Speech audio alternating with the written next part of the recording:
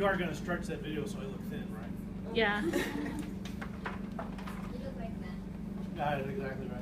All right, let's fill in the stupid little box at the top for the elbow. Okay, here we go. The head of the radius articulates with the radial notch of the ulna medially. And the capitulum, let me spell it for you, C-A-P-I-T, capit, and then ulum, U-L-U-M, capitulum. Of the what? Humerus, okay? Then the trochlear notch, T-R-O-C-H-L-E-A-R, trochlear. The trochlear notch of the articulates with the trochlea of the humerus. All right, we left out one other articulation point. Also, you may or not know this, but our humerus is our second bone. We need to know the left or the right. The way that you figure that out is you have to know how to look at the front. The front doesn't have a big giant hole. It is the back of the humerus that has this big giant fossa called the olecranon fossa. Okay? So let me show you what happens. All right? Here's our ulna, right? We're going to stick the ulna on the trochlea, right? And you can only move this arm up so much because the anterior bone is going to dig right into the trochlea and the humerus will stop it. If I turn this sideways and I bend my arm out, then this part of the trochlear notch is going to fit right into the olecranon fossa. And it can only go so deep into that hole. Then if you do it, then you are doing what to your arm? Hyperextension.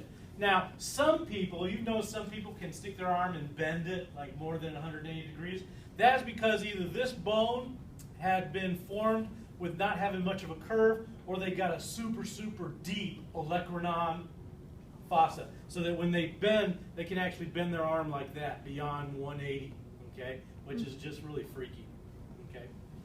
But anyway, it turns out that there is yet another articulation. The olecranon fossa on the posterior humerus articulates with the trochlear notch of the ulna. All right, from the beginning. The clavicle articulates with the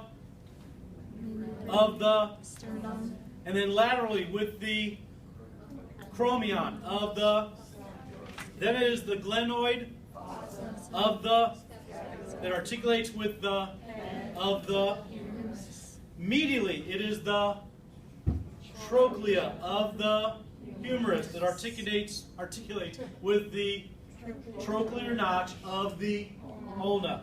Laterally, it is the capitulum of the humerus that articulates with the head of the radius. Oh, by the way, the head of the radius articulates with the ulna at the radial notch. Okay.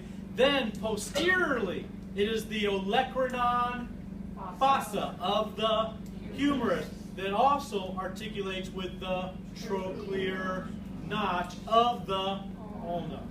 Ooh. Are you starting to get it? Yeah. Here's what's going to be able to happen. You'll be standing in a bank line, right? About 20 people. And you're just going to go.